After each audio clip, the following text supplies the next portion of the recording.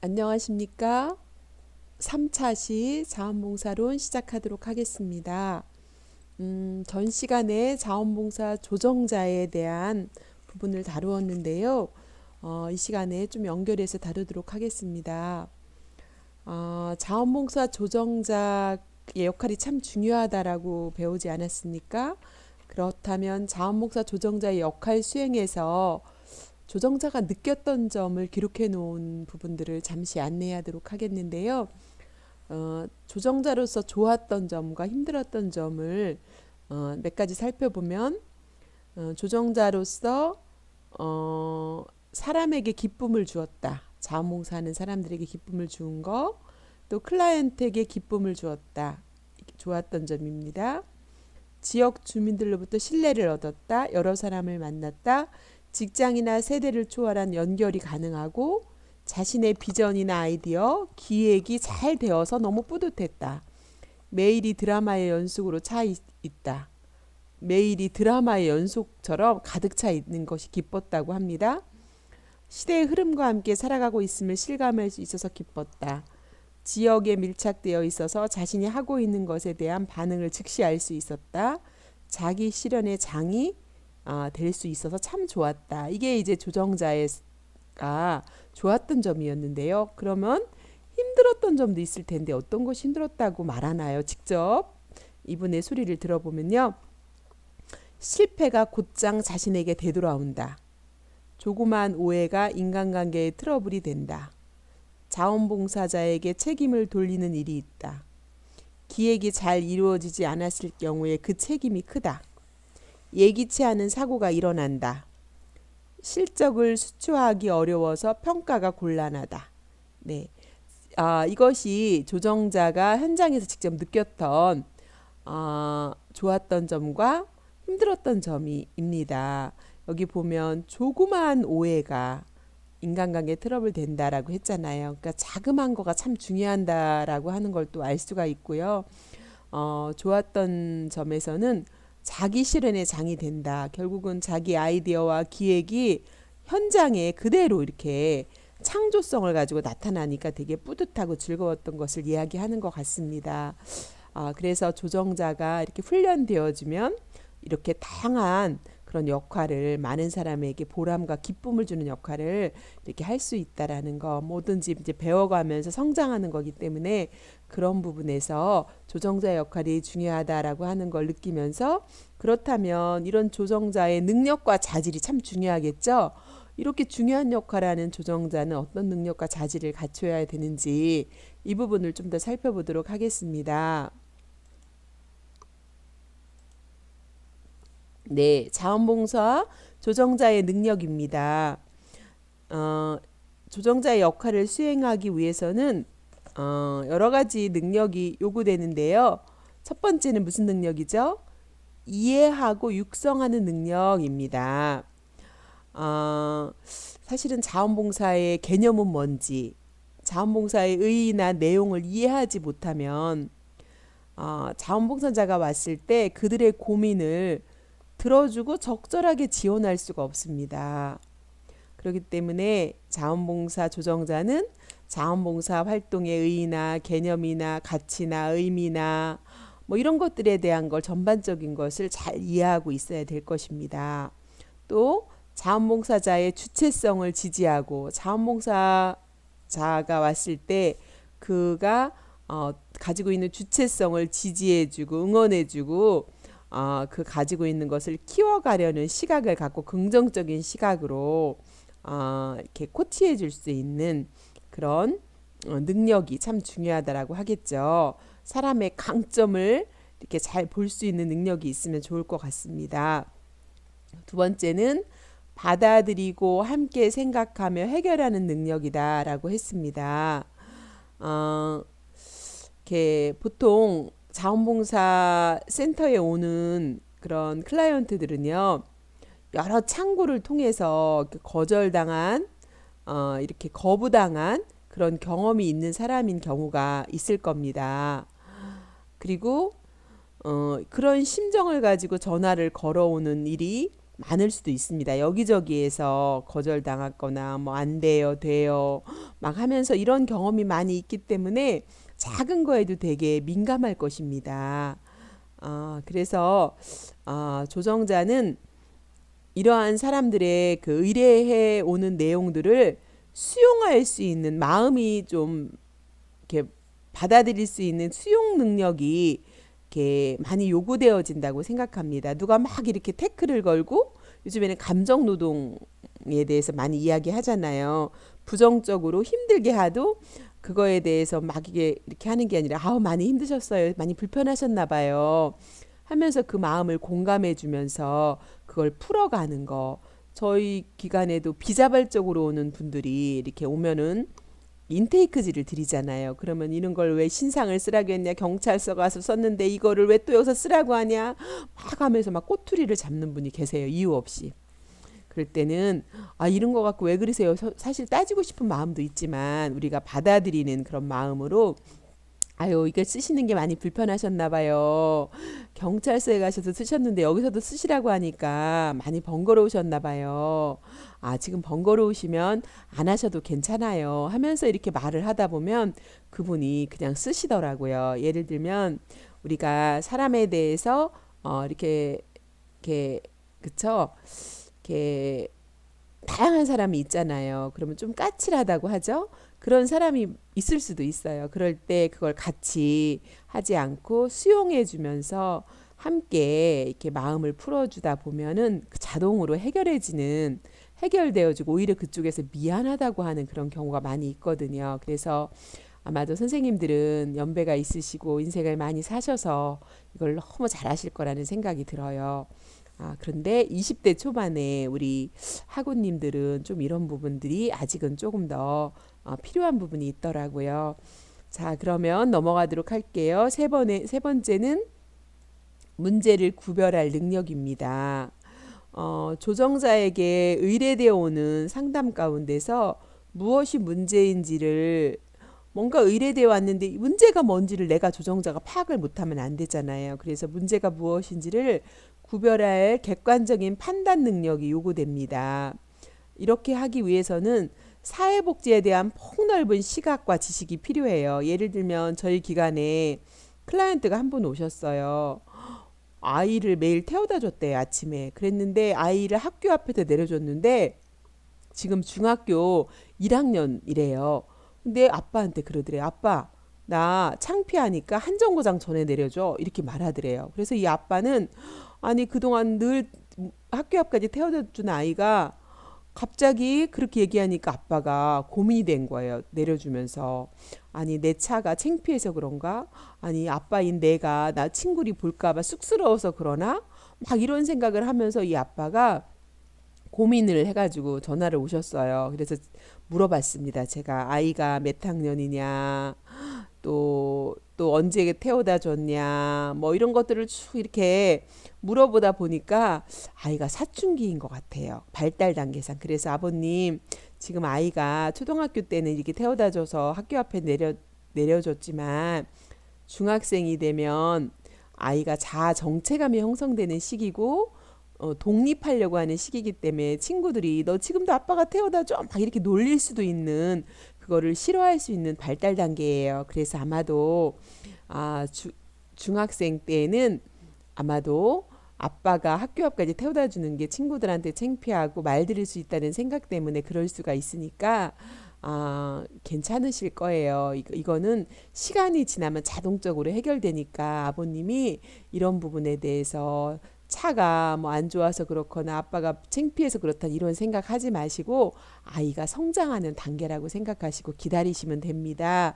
이렇게 이제 아버지한테 이 얘기를 해줬습니다. 만약에 제가 사회복지에 대한 인간에 대한 발달 단계에 대한 폭넓은 시각과 지식이 없다면 아마도 저는 이렇게 상담할 수 없었을 거예요. 그래서 때로는 이런 사회복지에 대한 인간에 대한 폭넓은 시각과 지식이 있을 때 문제를 구별할 수 있다라고 하는 걸 말씀을 드렸습니다. 또 때로는 도움을 의뢰한 사람의 고민에 너무 매달려 있지 말고 적절하게 기분을 전환하는 일도 중요하다고 생각합니다. 네 번째는 방법을 개척하는 능력입니다. 무엇이 문제인지가 파악되면 그쵸? 주제 파악이 참 중요하잖아요. 그 주제에 대해서 어떤 것이 문제인지를 잘 파악하는 거. 이것을 전문 용어로 우리가 주제 파악이라고 하잖아요. 그 문제에 대한 주제가 파악이 되면 자원봉사 활동을 위한 조건 정비를 위해서 계속 노력하는 것이 중요합니다. 또 가능한 한 많은 복지에 대한 정보와 자원을 항상 파악하여서 자원봉사 활동의 조건 정비를 도모해 나갈 필요가 있습니다. 네, 그 다음에 연결의 능력입니다. 클라이언트와 계속해서 관계를 유지해 가는 것은 자원봉사자입니다. 조정자는 클라이언트와 자원봉사자의 관계를 통하여 원조에 나가야만 합니다. 자원봉사자와 클라이언트가 주역이 되도록 조정자는 조력자의 역할을 철저히 하는 것이 필요하다라고 할 수가 있습니다. 마지막으로 마을 만들기의 시작입니다. 조정자에게는 복지 욕구나 문제점을 복지 마을 만들기로 연결해 나가는 시각이 필요합니다. 결국 우리가 살고 있는 또 자원센터가 있는 그 지역의 지역 공동체가 건강하게 만들어질 때 이 사회가 이 나라가 건강해질 수 있지 않습니까?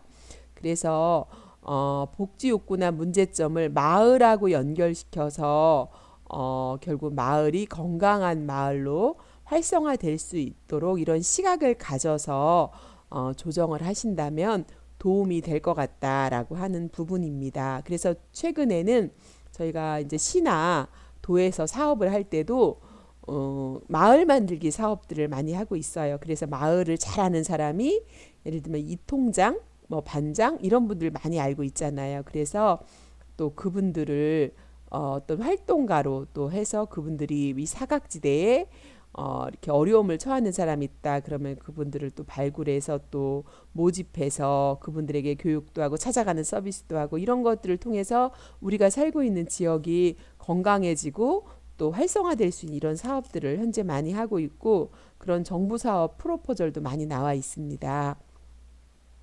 자, 그렇다면 자원봉사 조정자의 자질에 대해서 알아보도록 하겠습니다. 지금은 능력에 대해서 알아봤지 않습니까? 그러면 자질에 대해서 알아보겠습니다. 사실은 능력과 자질이 될 때 조정자의 역할은 정말 큰 영향력을 줄 수 있겠죠. 첫 번째는 무슨 자질이에요? 여러분 내가 여기 이 중에서 나의 자질이 속하는 걸 한번 마음으로 체크해 보세요. 적극적인 태도가 필요하겠죠.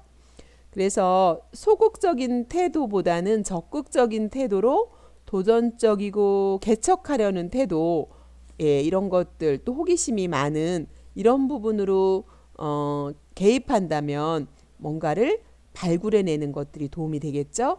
두 번째는 공정성의 유지입니다. 선입견이나 편견을 갖는 것보다는 클라이언트와 자원봉사자 쌍방의 의견을 잘 들어서 공정하게 업무를 처리하는 공정성을 가지고 있어야 되겠죠. 감정에 치우치지 않고 이성적으로 이렇게 개입하는 것이 중요할 것입니다. 세 번째는 새로운 사고에 대한 수용력입니다. 사람은 완전한 사람은 없습니다. 우리는 다 불완전한 존재이잖아요. 그래서 항상 배우려는 자세를 가지고 이렇게 그 새로운 사고와 또 그 나도 모를 수 있다. 내가 알고 있는 것이 다 맞는 건 아니다. 틀릴 수도 있다라고 하는 이런 부분으로 항상 배우려는 자세와 또 이런 것들을 가지고 개입하는 그런 겸손한 자세와 태도가 있다면 훨씬 더 조정자의 자질에 가까울 거라고 생각하고요. 여러분들은 아마도 다 그러신 분으로 저는 여겨지고 있습니다. 그 다음에 많은 대상자들이 왔을 때 그들의 다양한 얘기를 할 거예요.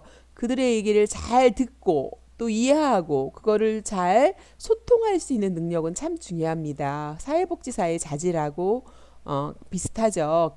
경청과 이해인데요. 우리는 뭐 그런 게 있어요. 1분 말하고 2분 듣고 3분 맞장구 치자. 이게 소통의 기술이 있거든요.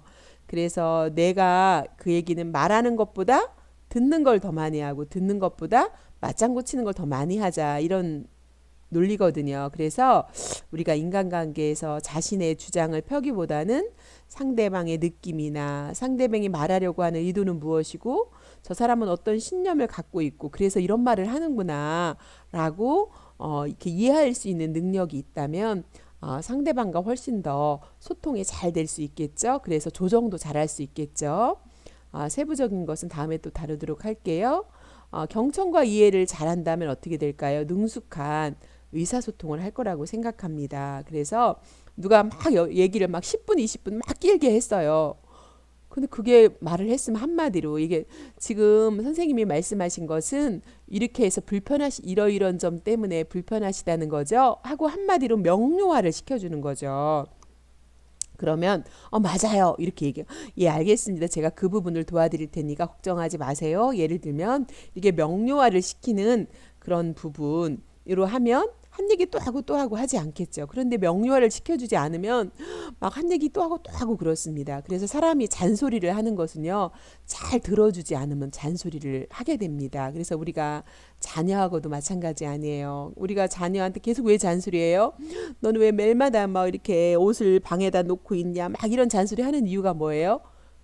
대답을 안 하기 때문이거든요. 알겠어요. 제가 다음부터는 안 그럴게요 하면 잔소리 안 하는데 그 얘기를 안 하면 계속 한 얘기 또 하게 되잖아요.